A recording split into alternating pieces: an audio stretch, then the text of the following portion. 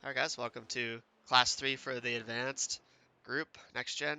So last couple classes we were talking about following a nice smooth line through the corner, um, how that should look from the cockpit, how it should feel from the cockpit, and also what it looks like from the chase view. So a nice smooth circular arc through the corner. You don't got to follow the curvature of the apron, or you don't got to follow a certain line, like a line painted on the track, nothing like that. It's all about um, following the trajectory of the car that it wants to do, in quotation marks. So that allows you to carry a maximum speed.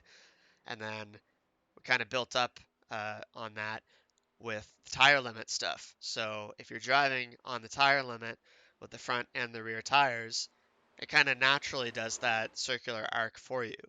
So I hope that helped you guys understand it last class, where if you see the car kind of go straight, or it looks like you're taking the circular corner more like an octagon, what that really means is that you're coming on and off that tire limit. So when you come off a tire limit, when you're not using the tires to their maximum grip level, you're not going to be doing maximum lap time or minimum lap time. So from there, let's talk about some stuff you can do with the steering wheel and throttle and brake to accomplish that goal that we're trying to do.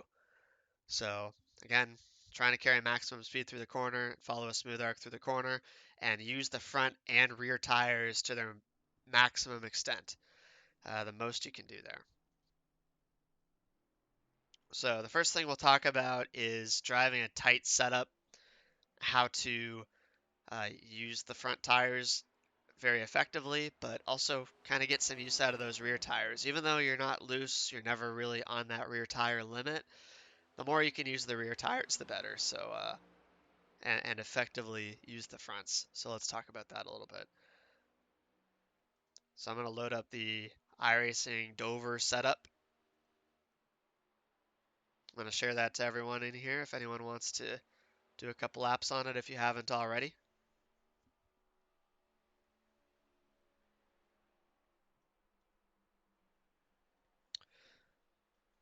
But I'll get you guys to do that in a little bit because I would like to show you a few things with throttle control and braking, and like when do you brake, how do you use the throttle, when do you use partial throttle, when do you get full throttle, that sort of thing. So I'll get you guys to switch over to the stream that I'm doing on Discord here if you don't mind. Let me know if there's any issues with that. Oh, and before I get started on this, does anyone have any questions or follow-up stuff about the previous classes? That means I was completely clear, I hope. Yeah, well, this is my first class. Yeah, true. Welcome, Chris, by the way. Glad you got your computer sorted out. Yeah. Oh, that's my Alexa's name. Computer. Oh. I'm a Star Trek fan, if you haven't figured that out. Aren't we all? Computer, stop. No. Alright. So, just got up to speed a little bit here.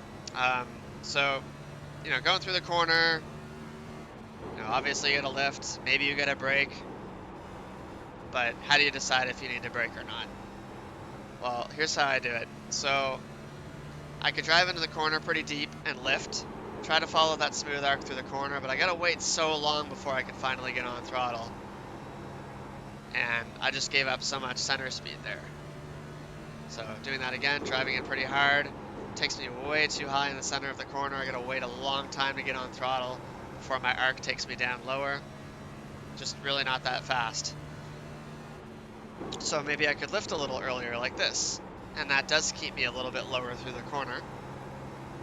Hopefully will allow me to have a better lap time. So a little bit earlier on the lift, coasting into the corner.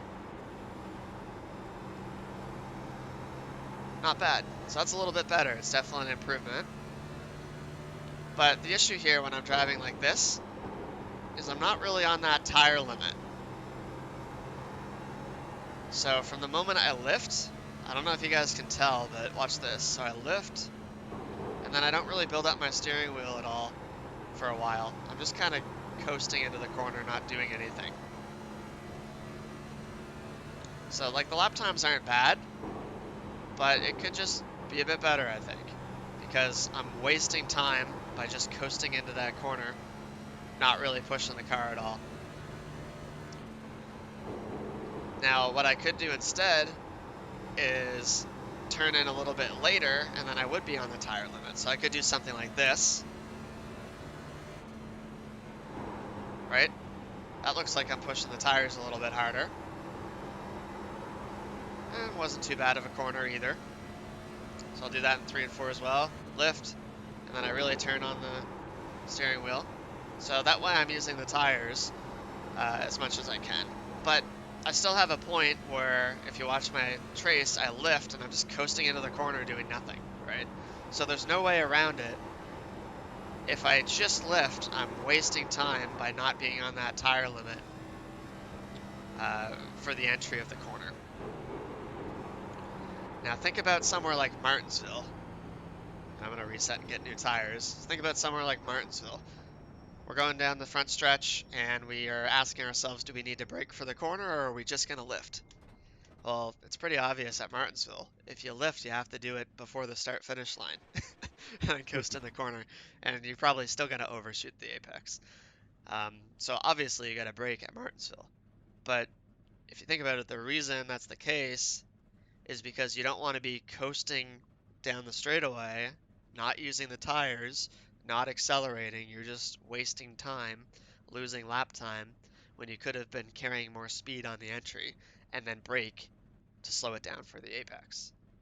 So that's the same thing that I'm thinking about here, is if there's no way for me to enter the corner just lifting and not using the tires the entire time, well, I should probably stay full throttle a little bit longer and then brake as I go into the corner. So let's try that this time. And this is how I've been driving all week, and you guys have probably been practicing this too. So here we are. This time I drive in a lot deeper, hold the brake through the entry, and then it allows me to run that nice low line. I'm talking and driving and I crashed, but it allows me to run that nice low line through the entry and center without overshooting it, without coming up the track, but I'm also not wasting time on the entry. So that's how I can break that barrier that I was missing. I was just hitting flats and low ones. I'll be able to do a 9 or maybe even beat old Zach's 88 if I use some brake on the entry, which allows me to not only make sure I slow down for the apex, but also just maximizing my speed on the entry of the corner without wasting time. You know, as if it was Martinsville. Driving in as long as I can before that braking point, and then I can follow that line really nicely through the corner.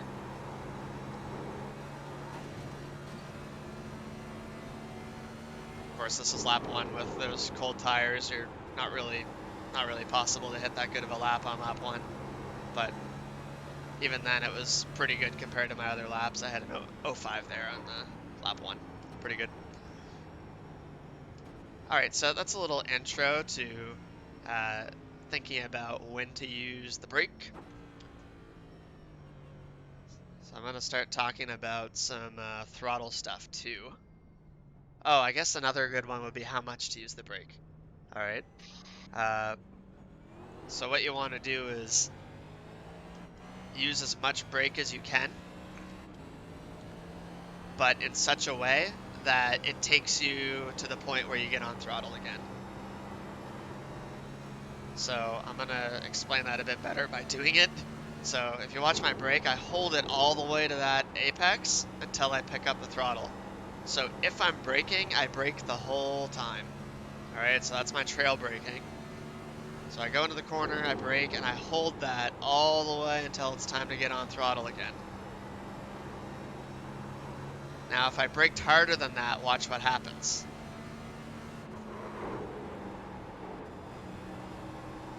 Now I don't follow that smooth arc. slows me down too much for the center.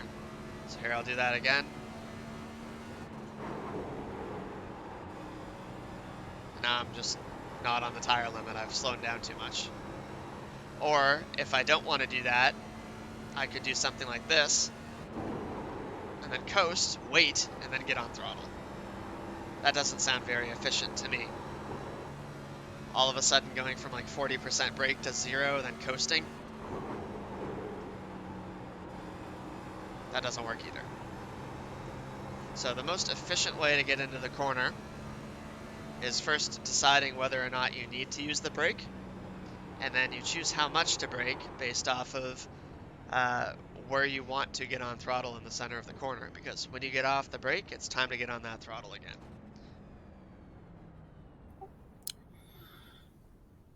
Can I ask a question on that? Of course, yep. Let's do So her. I've been trying to beat Rafael. He does the data pack for the A fixed, and I've been trying to beat his lap tire, his tire wear, Yeah. just by logging in. And this is something I'm like really struggling with: is how much brake to use, whether it's too much or too little, and how to progressively use it throughout the run. Is there any drills or anything to think about that while you're in the car to kind of make sure you're doing the right thing? Yeah, so I'm gonna kind of repeat what I just said, I guess. Sure. So it's all about driving in as deep as you can and then using as much brake as you can, but in such a way that that brake, you hold it pretty consistently all the way to the center of the corner to the point where you get on throttle again, right? So that'll tell you what the right amount of brake is. Now, here's the nice thing about that, Zach, is whether that's 10% or 15% or 20%, it's not going to make that much of a difference. It might be a hundredth over the like every like on average per lap um, over the course of a whole run. I really don't think it's that big of an issue if you're trying to like match Ray's 10% or whatever he's doing, or or if you're doing 20%. Um, I don't think it's a big issue. And that is a bit of a difference I noticed between Coke drivers. Uh, the amount of brake people use is probably the main difference between a lot of Coke drivers. Like I say pretty often that driving styles are very similar between Coke drivers. We all drive pretty much the same, but I'd say one of the bigger differences, yeah, is the brake pressure we use, how much trail braking. Understood. So copying Ray perfectly, not really that necessary. As long as you get the general sense of holding the brake pressure consistently until the point where you get on throttle again, and it feels like you use the tires all the way through that process, you're right on that tire limit, that should be good enough. How's it going, by the way, Zach? You're able to match his hot lap and like his short run, and how's his long run I compared to can yours? I can beat his hot lap, but he is consistently like 7% cooler after 30 laps. So he's got me covered on the long run. So that's what 7% less right front wear? or 7% in the telemetry. I'm not sure that I can check where because I'm not sure he posts that, but I just Okay. I compare in the data pack and his tires are 7 degrees cooler than mine in the middle. Oh, okay. Are you looking at the live uh, graph and the advanced telemetry for that? Yeah. Yes. All right. So we're actually going to talk about that on Saturday. So sorry again anyone that misses it, but I'll have the recording for you. We're going to go through telemetry as well. And I also did it for the class an hour ago, a beginner session. That class ended up turning out really nice. So if anyone wants to watch that video that I'll post later tonight, it's a really good one as well. But we'll cover those sort of topics on Saturday. But yeah, I hope I covered most of that there, Zach. Yeah. Absolutely. A little bit vague, I know, but it also depends track to track quite a lot. And yeah, I don't think it makes too big of a difference how perfect you are on the brakes there. Understood. All right, so throttle. So we'll talk about throttle a little bit now. So just another general throttle thing. What does partial throttle do? What's full throttle do? I'm just gonna do a few laps, just like that. One lap, I'm gonna just jam full throttle in the center of the corner. One of them, I'm gonna hold partial throttle all the way through the corner. One of them, I'm gonna do what I've been doing, what I think is best, and I'm going to explain why that's the best. So the pretext here is that throttle controls your speed, and speed controls your arc, your trajectory through the corner, and I'll show you what I mean by that. So here, I'm going to go through the corner. I overshot the entry, I didn't brake. So here, I'll go through 3 and 4. So I'm going to go through the corner this time, and this is how I normally drive. Partial throttle initially, and then I get full throttle as soon as it's ready in my feel. I'll explain that better in a minute. So go into the corner here, partial throttle initially, and then get full throttle with a little blip there some of you might have noticed. I'm going to explain that too.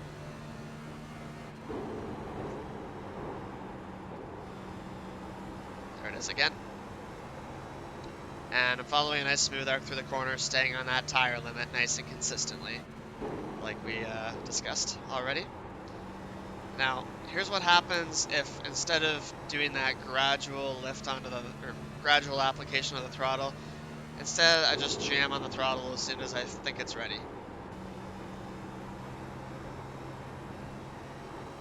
That time I undershot the exit a little bit. Or what if I do it now? Well, now it kind of overshoots the exit and I got a lift or I'm going to crash. So it makes it really difficult if you just commit yourself to finding the exact perfect moment to jam on the throttle and to somehow hit the exit perfectly. You're always going to under or overshoot it. So the partial throttle, it's all about just getting right on that perfect line before you finally get full throttle. See how that works? And I promise you, the prior laps I was trying my best to get on throttle the perfect time. Right there, nope, too late, or too early, I mean. It's not possible to time it perfectly. And then here's the other thing, like especially if you overshoot the center and you get on the throttle too early, as soon as you jam on the throttle, your arc changes because you start accelerating, so your arc's gonna go up the track instead. Conversely, if you just never get on the throttle, eventually your arc's just gonna come down the track and you'll hit the apron, you know, because your speed, as long as you're on that tire limit consistently, the radius of your arc, or the radius of your trajectory, is going to kind of tighten up as you slow down. So that's what your throttle's for. Your steering wheel is all about staying on the tire limit. Your throttle's all about finding that perfect arc through the corner. If you don't get on the throttle at the right time, you're not going to follow the right arc.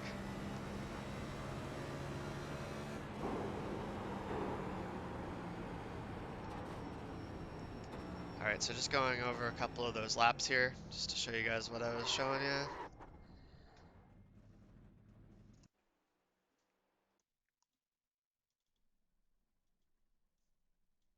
I want to show the one I jammed on the full throttle in the center. Hey, Keegan. Yes. Could you, by chance, go into VRS and grab your like that best lap you had in that little session and post it so we could load it as a comparison lap? This one? Yeah, but that one or whatever, just so I can load Yeah. it like in comparison lap on my Delta. Yeah, sure.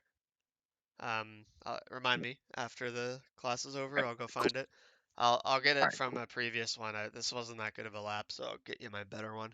Like I think I did like an 86 or something. Yeah, this one.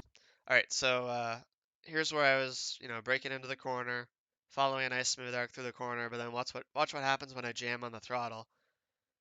It kind of alters my line a little bit, or all of a sudden I stop coming down the track.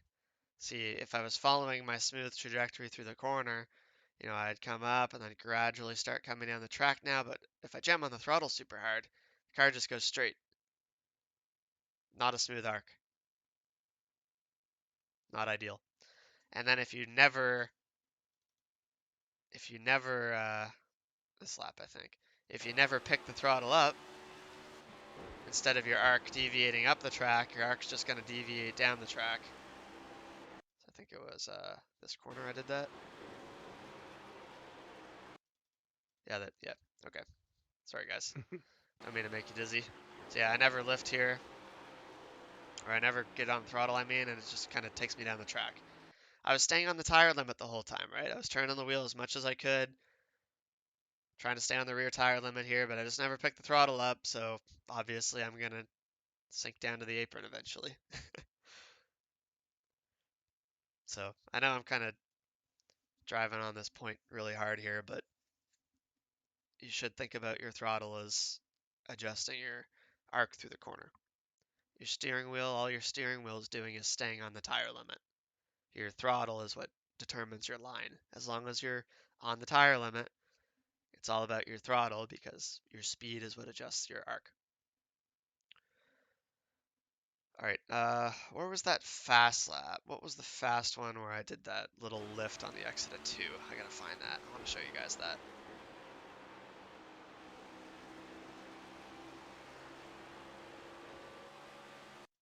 Maybe not that one.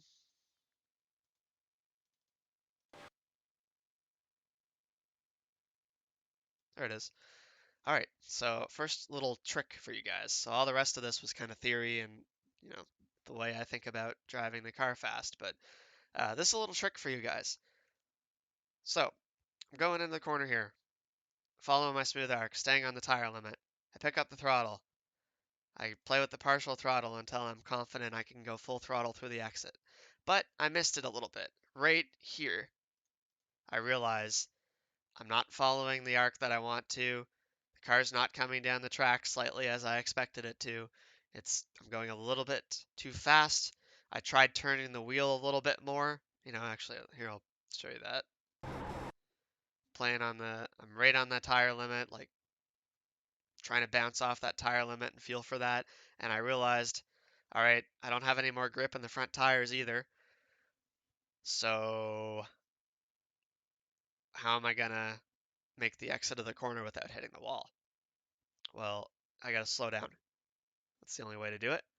And the best way to do it is not by waiting till the last moment and then lifting fully.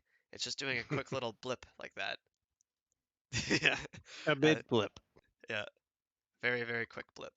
It's right down to 0%, but this is half speed, right? So here I'll play it in full speed. Does anyone incorporate that sort of thing in their driving at all? No, I've Maybe. never done that. I usually just wait until the turns No. the wall's coming at me. Yeah, I usually it's just hit almost the every wall. lap. I feel like I do it constantly. These little blips, yeah. So some Yeah. people do it naturally, some people don't. But this is how you want to adjust your trajectory and adjust your speed. It's the same thing, speed and arc of the corner. It's the same thing, really. Uh, you Sometimes I'll clutch it and dump it to RPM dump to rotate the car. That is pretty crazy. It works. All right, I wouldn't do that. And don't. All right. So the reason I'm doing the quick blip here is because the car's tight. And that's the next topic I wanted to bring up. So I'm not going to move too quick. I'm going to give you guys the opportunity to answer some questions or ask some questions. I'll answer some of your questions. But the reason I'm doing this quick blip instead of a gradual lift is because the car is tight. So it's all about picking the right type of throttle and brake movement for your balance of the car and whether or not you're on the limit of the front tires or on the limit of the rear tires at the time. All right, so quick little break. Anyone have any questions about how I'm Almost like using the you're brakes? sketching. Almost like on what, Chris? Sketching. Like instead of drawing a perfect picture, you're sketching. I'm not sure what you mean. With the, Sorry. with the throttle bounce he's I doing. get it. Yeah, I'm the slow one here, so. It's like when you slowly take a pencil around a line, you just make little lines instead of a perfect line around it. I get what he's saying. Oh, yeah. Okay, I like that. Yeah, that's a good Oh, analogy. Cool. Is that what you mean? okay. Yeah, that's what it's getting at. Yeah. Yeah. So, yeah, like if I overshoot, and we talked about this too a bit when we were talking about tire limits and stuff in the previous classes, Chris, that we weren't able to get to. Um, I'm not going to be perfectly on the tire limit at all times. I'm probing for it, right? And the same thing with my speed through the corner. There's no way I'm going to nail it perfectly. Sometimes I'm going to undershoot it, sometimes I'm going to overshoot it. And if I overshoot it, I sure better lift the moment I realize. Otherwise, I'm going to have to delay it and then lift for like 4 seconds on the exit of the corner and lose about half a second Hmm. of lap time. I'd rather just do this little blip. I don't lose anything or hardly anything because I was only really over the tire Yeah. limit for a split second and like nothing, there's no problem here. I do this all the time in the races. But All about realizing you're out of position. exactly. And that Bingo. should come Oh. down to your feel of being on Hmm. that tire limit, following the smooth arc through the corner, knowing what you expect. If I pick the throttle up and all of a sudden I stop following that trajectory I was expecting to follow, like I'm not able to come down the track a little bit more to straighten up my exit, like all of a sudden, like in this case, Let's start shoving. it shoves up the track and it stays at that arc that I don't want to be at. I just realized like I'm past the tire limit, I'm sliding up the track, better slow down. So I do it immediately, as soon as I realize. And that's all I need. Gotcha. And then I'm able to very, very safely take the exit of the corner without overdriving the tires at all. Hmm. Hey, Keegan, do you do this as well when, let's say, in that scenario, you could turn the wheel a little bit more and be past the tire limit and not hit the wall? Do you do this not only to, stay out of the wall when you're tight on exit, but like to not exceed the tire limit as well to save tire, or is it primarily save the car from hitting the wall? Yeah, you're right, Zach. So I could just drive past the tire limit or like a little bit past the tire limit all the way through the exit and I would have been fine here. But I would have I would have added probably 30 degrees of surface temperature to my tires. And honestly, I would have been slower through the exit because I would have been scrubbing my tires all the way through the exit instead of accelerating. And here's the other kicker. That lift I did right there, that slowed me down the same amount that turning the wheel more would do, right? So I'd rather slow the car down by coming off the gas instead of dragging my front tires all the way through the exit of the corner, right? So yeah, really good point there. That's exactly right. Okay. Do All right. you ever use the brake? I catch myself a lot of times. Instead of lifting, I'll use just a touch of brake to keep my arc the same. Do you ever do anything like that? On the entry maybe. So if I'm already braking, yes, but I would never brake out. Like after I get in the throttle, I would never get back on the brake again. I got you. Um, unless you really mess it up. Like you'd have to be like really heading towards the wall, right? But you shouldn't put yourself in that position to begin with. But I was talking about still on the throttle, but a little bit of brake just to Oh, you keep you. drag the brake when you're on Uh-huh. throttle. All Uh-huh. right. So the issue with that um, is you're inefficiently using the tires. So you're making your rear tires uh, so your front tires you're trying to get the car to turn, right? So you want Mhm. to have your front tires and your rear tires at their maximum grip that they could be at. If you lift right here for this split second, I gotta find it, sorry. Am I in the wrong corner? I think I'm in the wrong corner. I don't know. I lost my corner. Uh, yeah, that's it. Okay, sorry. So at this split second right here, ignore that sliver of throttle. Um, my rear tires have no throttle to them, so they have all the grip in the world to turn. And my front tires, I'm not braking, so they've got all the grip in the world. But if you, instead of doing this little blip here, instead you drag the brake as you're still on throttle, you've got your rear tires still trying to spin. You've got your front tires now trying to slow the car down. And now both your front and rear tires have less available grip to do some turning. So that's why I would suggest not doing that because I would rather have 100% of my grip for that split second as opposed to 90% of my grip for a split second. Gotcha. You guys hear the grip circle before? That's what I'm kind of driving at there. So grip circle is like a picture you can Google. It just says like your tires can either, you can go full acceleration, full braking, full turning, or somewhere in the middle of those. But you can't have 100% of two of them, right? You can't have 100% acceleration and 100% turning out of the tires. If you want to get the most turning, you got to be off the throttle too. You guys know what I'm talking about? Grip circle? Yeah. Yeah. I'm Okay. Googling it now. Yep. Yeah. Yeah, you should be able to find a good picture of that. I can bring one up if you guys can't find it, but For every percent of something else that's happening, it takes away from the percentage of grip. exactly. Yeah. Thank you for making that a lot more clear. Yeah. Inertia, basically. It has to equal 100. Yep. So it's either 100 turn or 90 turn, 10% acceleration, whatever. It Yep. has to come up to 100. Exactly. So that's why I wouldn't be overlapping brake and throttle, is because uh, you're Taken away from unnecessarily, turning. yeah, you're like, imagine driving the whole corner, and instead of lifting in the center of the corner, you've got full brake and full throttle, and they counter each other out perfectly so that you do the same speed. You're not going to have any grip though, because your front tires will be locked up and your rear tires will be spinning. Thanks for posting that, Jeremy. Yeah. Oh, is it Yes, in sir. the class thing? Yeah, I just dropped it Nice. in there. Yeah, that's it. Awesome. Nice. Nice find. All right, so yeah, throttle blips. Okay, so that's when the car's tight. So the reason I'm doing this quick blip instead of a slow lift is because I want to momentarily, trying to pause it at that point, trying to momentarily shift weight forward. So the tires get more grip if there's more weight on them. That's why banking helps you. It gives you more load on the tires, so you have more available grip.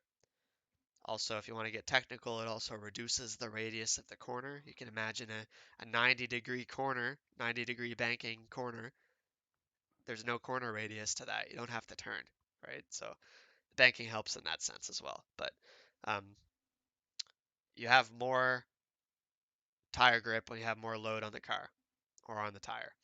And that goes for weight transfer as well. So if I lift off the throttle, I'm momentarily decelerating.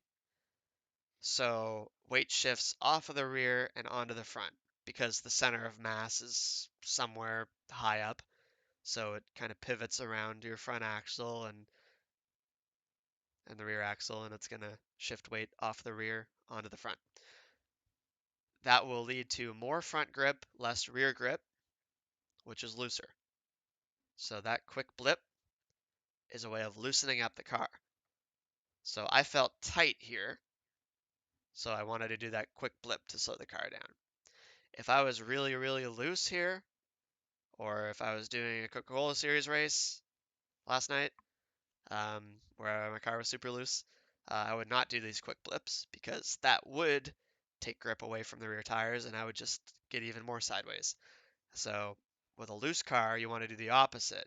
You want to do a long, drawn out blip, but keep your throttle as high as possible. You just want to extend your lift, kind of like we're extending our braking on the entry. You want to extend your lift when the car is really loose. The reason for that is because it minimizes the weight transfer off of the rear tires. It keeps the weight on the rear tires more consistent. You accomplish the same thing, slowing the car down, giving you more available grip for that radius you're trying to follow. But it's just a better way of doing it because it allows you to carry more speed and maintain a consistent balance. Hopefully that all makes sense. Absolutely. All right, now let's back that up a little bit for the entry. So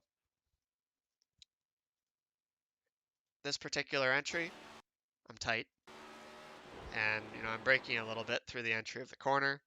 I lift off. Sorry, I'm not controlling this very well today. I lift off very quickly and completely and get on the brakes immediately.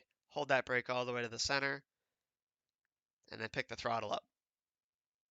And I am trying to pick the throttle up pretty quickly to get to full throttle really aggressively because I want to shift.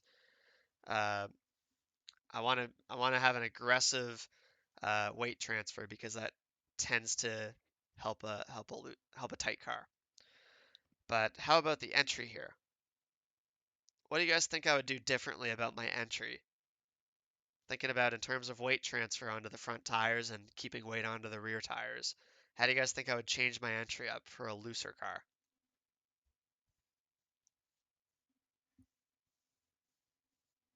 Arc it in higher.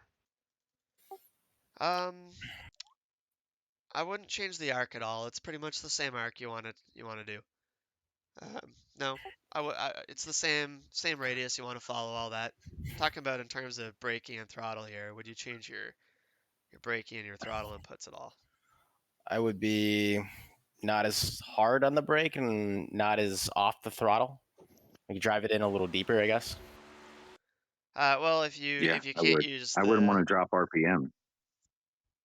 yeah, so you're saying dropping RPM that kind of shocks the rear tires, I guess, is the way you're thinking of it. Yeah, and then when you get back in it, it's such a with a loose car, it's so much more of a drastic, Yep. dig when you get back in the throttle. So you want to maintain a more consistent speed, and Yeah. in the same way, you're trying to minimize your weight transfer. So Zach, you got that pretty much right. It's just you don't drive it in as hard. You actually have to back up the corner a little bit for a loose car because you can't brake as much, right? So it's I gotcha. kind of going more towards that direction of just a lift, but for a long period. You don't want to do just a lift, especially on the long run at this track, but you want to trend more in that direction. So essentially, like easier in, harder out with a looser car. Also partial throttle on exit though. Okay. So it's more about kind of like what Brandon was bringing up there. You want to maintain your speed through the corner a lot more, a lot less aggressive acceleration. Because if you think about it, it's the rear tires that are doing the acceleration, right? So you want to minimize the amount of change of speed. You want to minimize that acceleration on the exit. So if you can have a gradual entry, gradually lift off the throttle, like you were saying, gradually get on the brake, slow down that weight transfer so you keep weight on the rear tires more consistently, more gradual throttle application, not rushing that full throttle, not doing these blips and stuff, trying to keep the weight on the rear tires more consistently. That's how you drive a loose car. Understood. So when you have a balanced car, it's kind of a combination of those things. So yeah, a lot more partial throttle stuff with a balanced car for sure.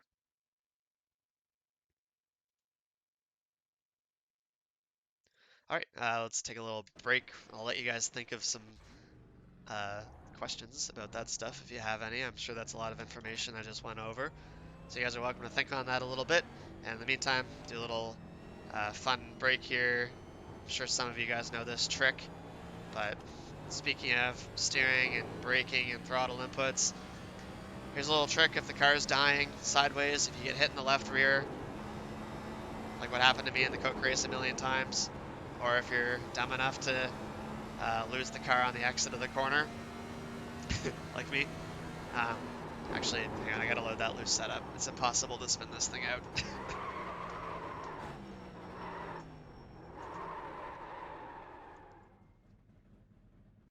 So I'm gonna pitch the car completely sideways, and just a second, load up that other setup.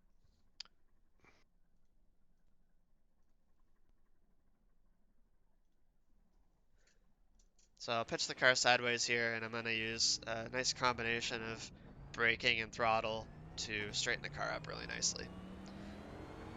So some of you probably already know about this or do it naturally, but basically if the rear tires break loose, your goal is to lock the fronts and keep the rears spinning.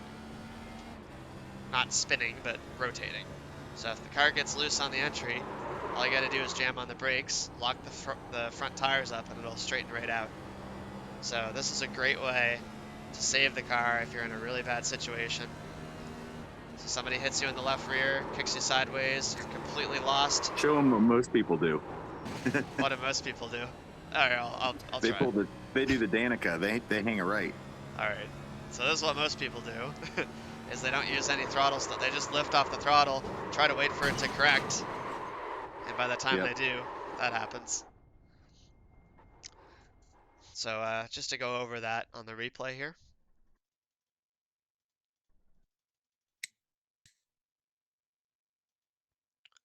So going in the corner, if the car gets loose, or if you get hit in the left rear, so the car is going to get out of control. This is a point where it's not really possible to save the car without using brake and throttle. I probably couldn't save this car from here if I didn't do this. So you jam on the brakes to lock the fronts up. It straightens the car out, but you don't want to lock your rears, so you keep a bit of throttle in.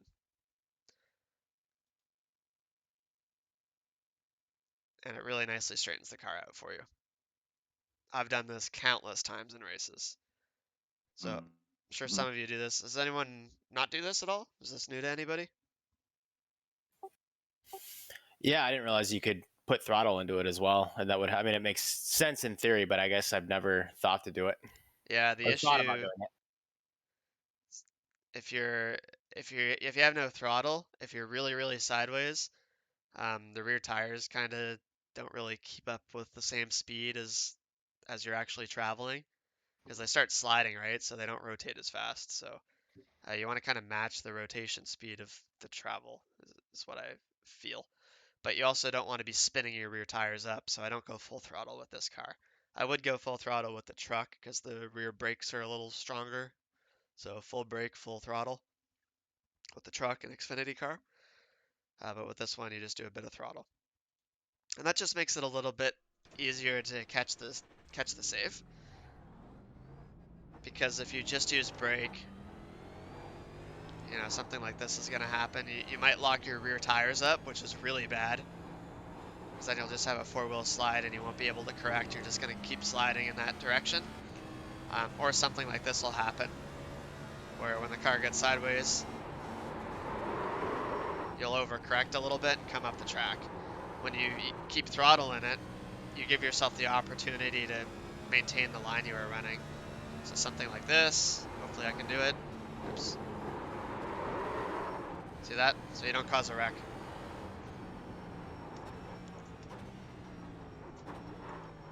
So minimizes overcorrections, makes it a lot easier to maintain that.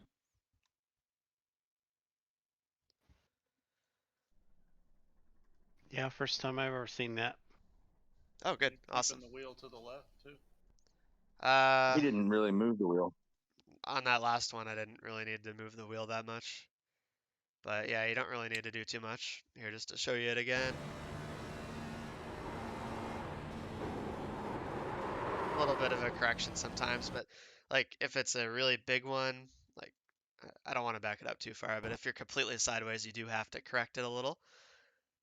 But if it's just a little bit sideways, like you don't need to panic and counter steer a whole bunch. Like sometimes you just gotta tap the brake and give it a little bit of throttle, and it'll straighten right out for you. No shit. If it's not Usually I super just lose it. extreme, And then this is also really good for pit entry. It allows you to push the entry really hard. So just a quick example. I'll probably mess this up because this setup's awful. This is extremely loose. But I'm going to do the pit entry here. And I'll show you how I can kind of use gas and brake to keep the car going straight.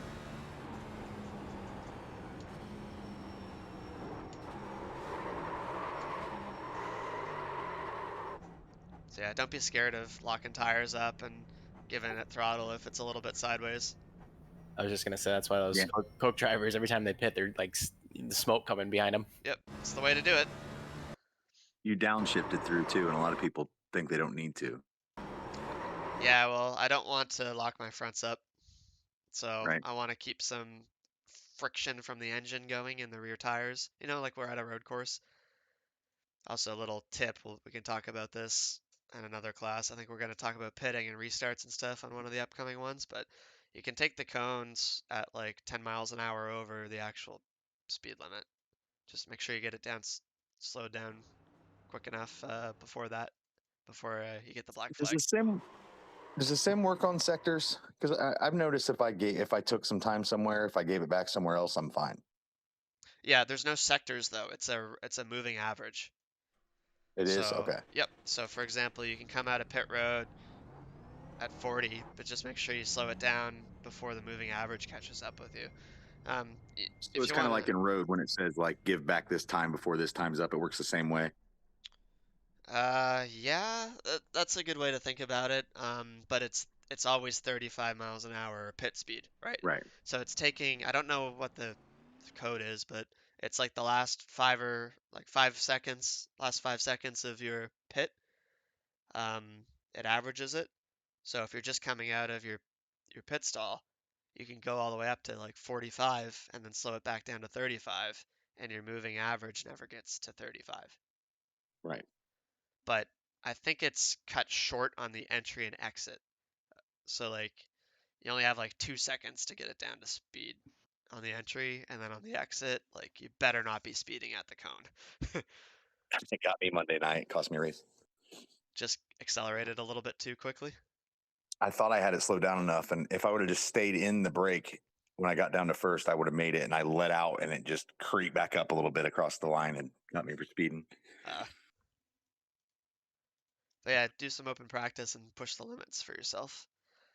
All right, I just tightened up this loose setup a little bit because I just want to show you guys one more thing this class. Then we can go over some questions again. But last one's about steering. And this is going to be about staying on the rear tire limit. And I just want to show you guys a little move. Wait, sorry, refresh my memory, guys. Sorry, it's been a little while. Did we cover making quick corrections to stay on the rear tire limit in the last Yeah. class? Yeah, we did. Yeah, I think we Yeah. covered that already. Okay, so that's good. So yeah, I won't worry too much about that. I'll just show this off a little bit here.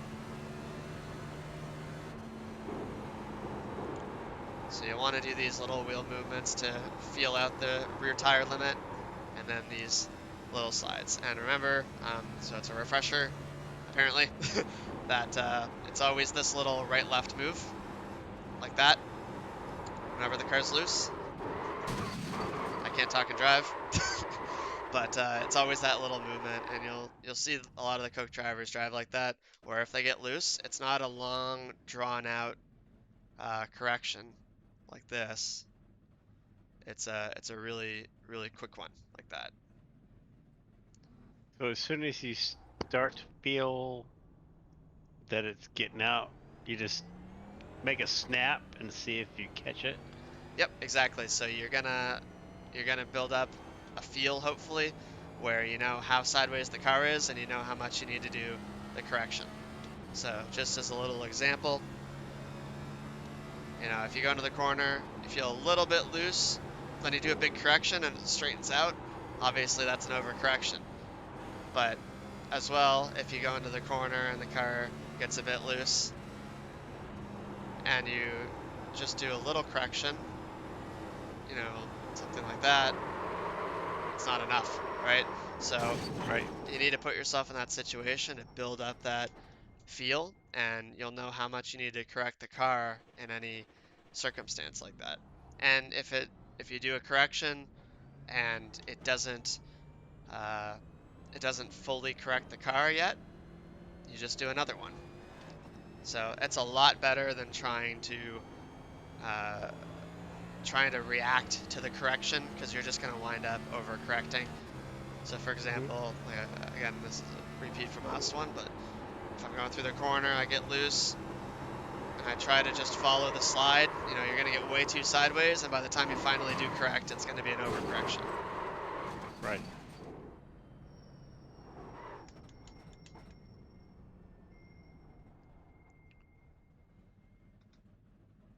All I've right. wondered. Yep. That's probably the biggest thing I've wondered about. How to stay on the rear tire limit. Yeah, you should definitely watch back class 2 if you haven't already. Chris has covered that in a lot of detail there. Okay. All right. Anything you guys want to Well, bring up here? I'll give you guys an opportunity to drive around a little bit. Maybe mess around with that brake saving if you haven't tried it before. But also, here I'll share this loose setup. I'll share it to everyone here. You can try the loose setup if you want. Try to feel around for what we were talking about with very light braking or no braking. Um, Spending a lot of time partial throttle, maintaining your speed through the corner, not too hard accelerations or decelerations. Or you can take that tight, regular Dover fixed setup, do some laps, and try to feel out those quicker movements. And maybe if you've never, sorry guys, I'm losing my voice today. If you've never done any of those quick lifts on the exit of the corner to try to loosen the car up and get the car back to the limit of the tire, you can try that as well. So, I guess a little opportunity for you guys to mess around. And then, yeah, open the floor to any questions if you guys have any.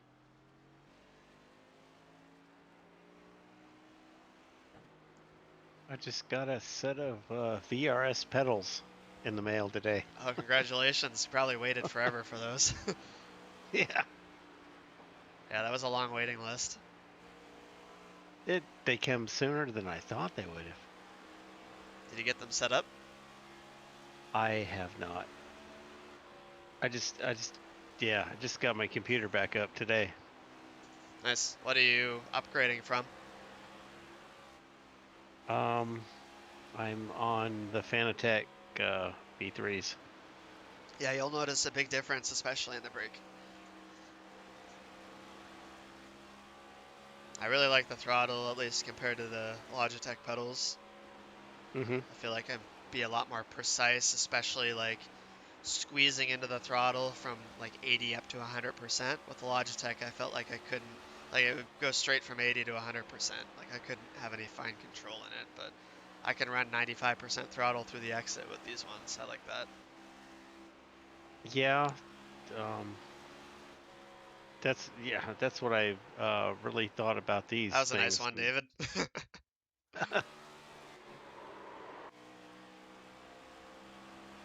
Yep, yeah, you'll love them. I'm excited for you. It's a nice upgrade. Yeah, watching David do some brake saves. So another point, guys, somewhere at like a 1.5 mile track where uh, if you don't need to brake, but you do need to lift, if the car is tight, try to do more of a full lift or more of an aggressive lift at least. But if the car is loose, you want to do a really long, drawn-out partial throttle. So somewhere like Vegas, we did Vegas earlier in the year for Coke. The first few laps, it was almost full throttle. Then it got tight from lap 5 to lap 15 roughly. So I did a full lift on the entry to the corners when it was tight. Oops. Sorry about that, guys. But then it loosened up as the run No went on. problem. So instead of lifting more and like drawing out my lift longer, like a full lift, I just went back to partial throttle and held that partial throttle a really long time. So, but I lifted a little bit earlier. So it's just different ways to maintain the balance of the car. But just keep that in mind. More partial throttle time whenever possible when you have a loose car.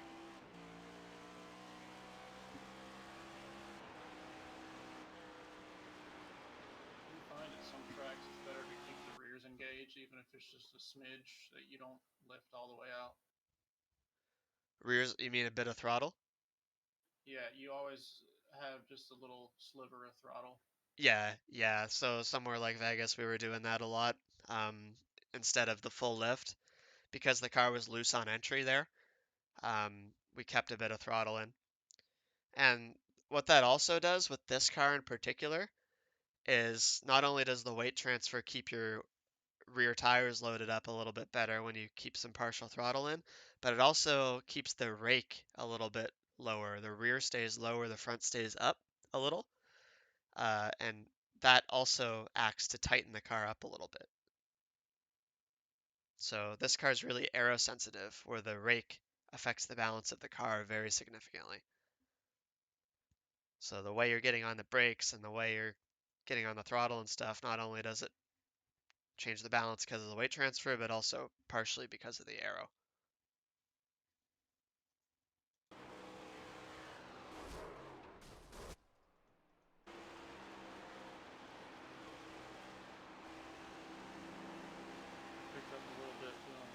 trail brake method.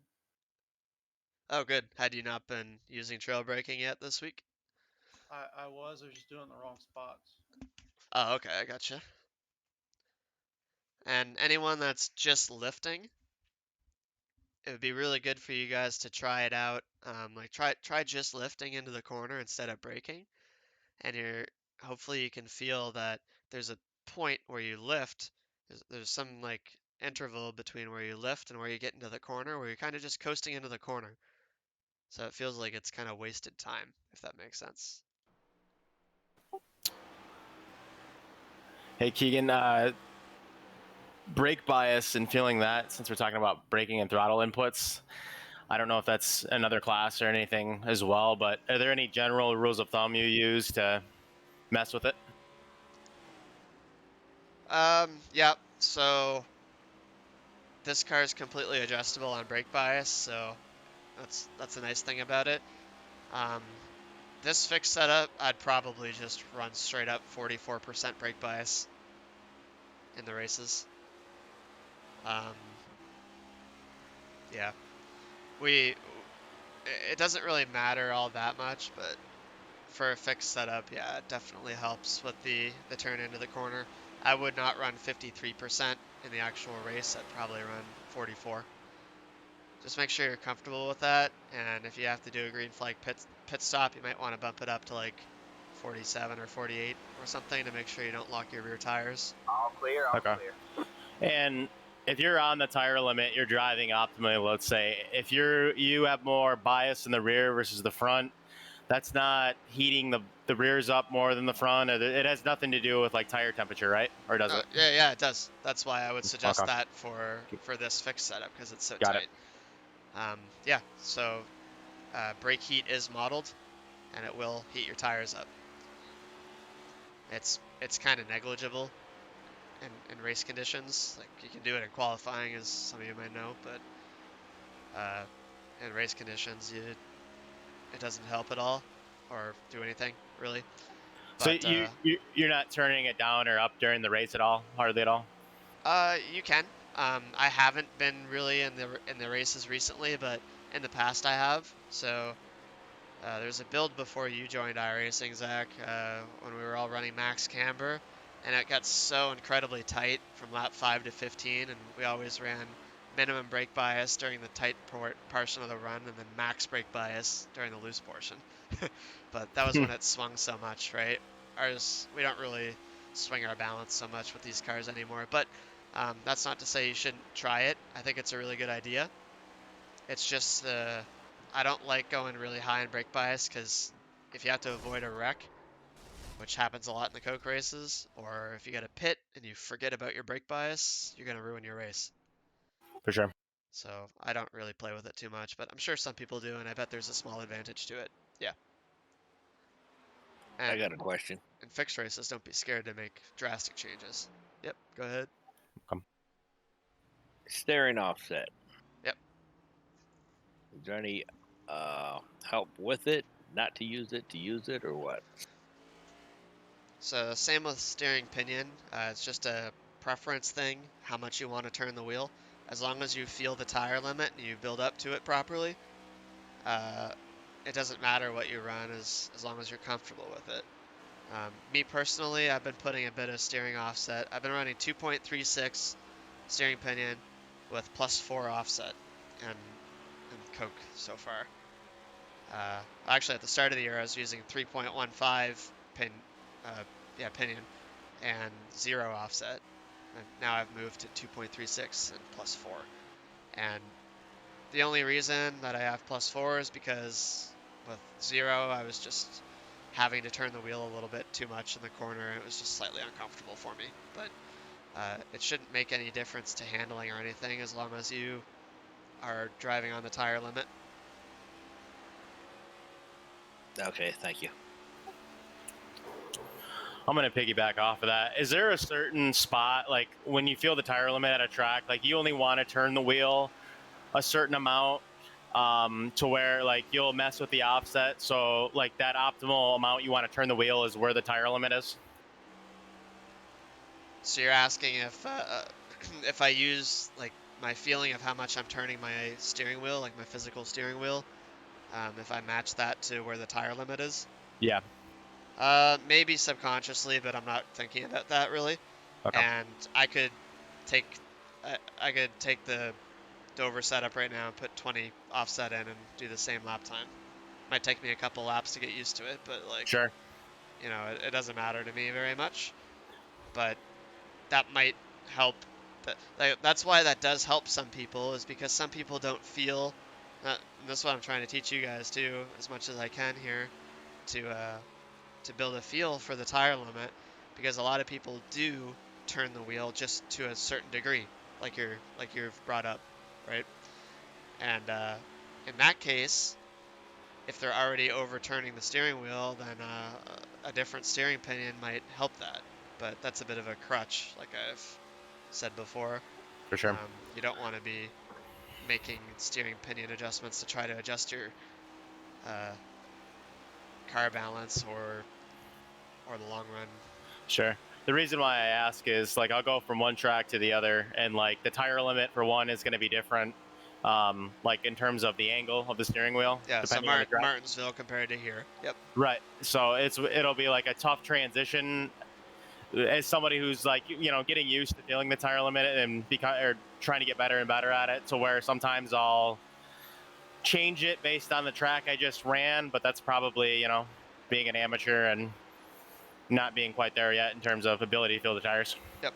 I do that, Zach, so that comes into the comfort. So in general, the shorter the track is, the tighter the radius, the more you've got to turn.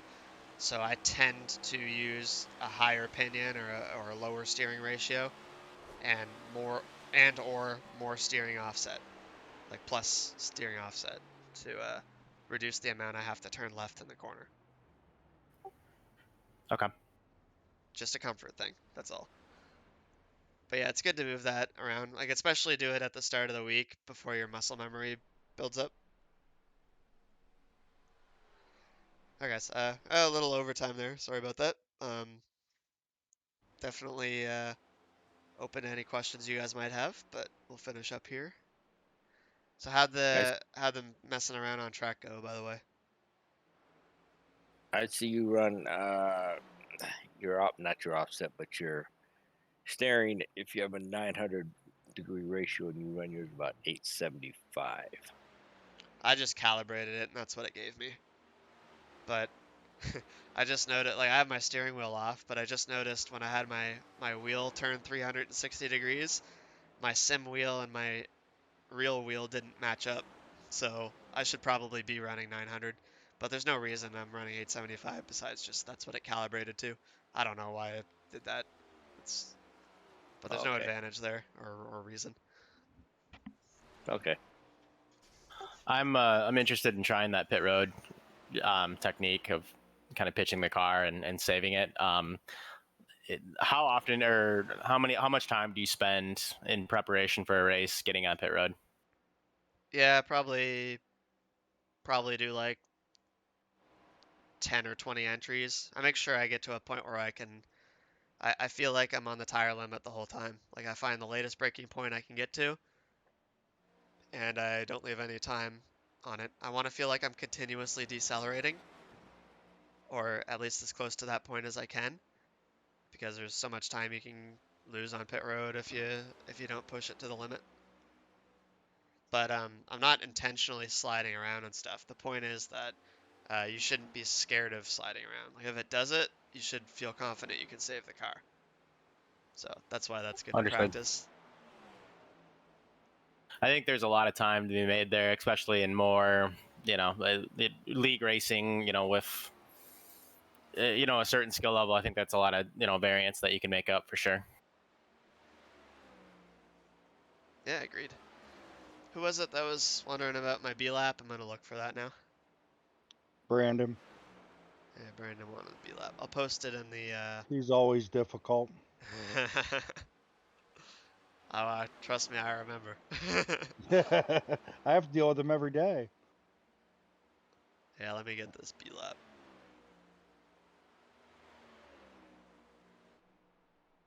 I just realized I've been talking to myself for 20 minutes. That's why I wasn't answering. No shit. I just let you know I missed Friday because it was my anniversary and stuff, but I got about halfway through the video Yep. and cranked the force feedback up on the semi-cube, and I've been running real hard, really trying to find the tire limit. I've gained 600 I rating in 12 hours. Holy crap. Yeah, this You've been time doing a lot yesterday of was it. racing. Oh yeah, I've ran Well, a what's shitload. your force feedback settings at? Like, I'm just I'm wondering. running exactly what you are. I'm running 25 newton meters, 9.5 strength. What's your semi cube at? 100%. 100%. I'm running max. I got gloves on. This shit hurts. Holy crap. Well, I'm not Yeah, running. I'm running I'm all the not way. running that high. But I can. It's 92? easier for me to find it. I mean, it's Yeah, hard, but that's I good. can get That's it. good. That's not exactly what I've got though. That's for sure. That's Oh, way what do you have past. on the wheel? Well, my wheel's You- set to 12 newton meters. Oh man. Um, yeah, don't go that high.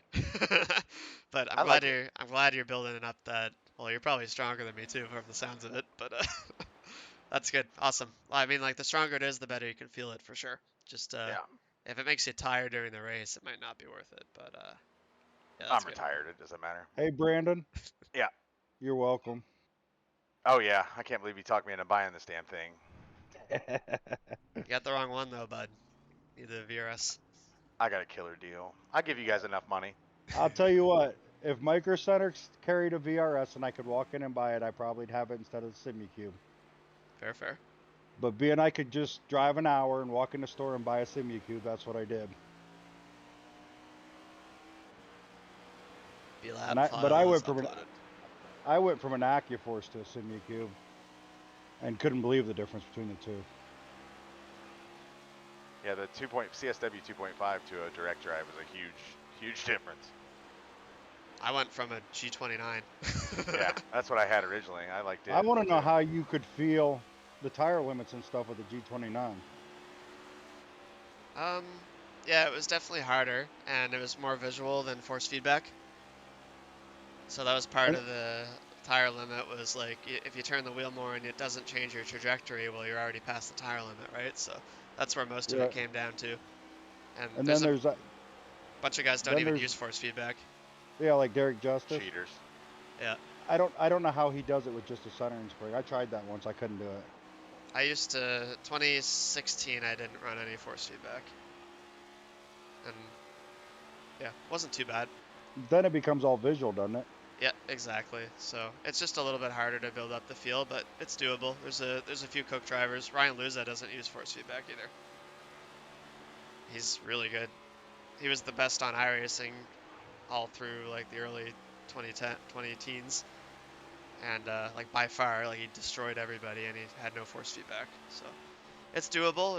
It's harder to learn, and not an advantage anymore, in my opinion. Now that there's better wheels and iRacing's force feedback's gotten better. Is that a comfort thing with why he does that? What do you guys? Like Or back just in the that day, it's it might have actually been an advantage back in the day, but I think it's just what he's used to now. Now what never he changed. knows.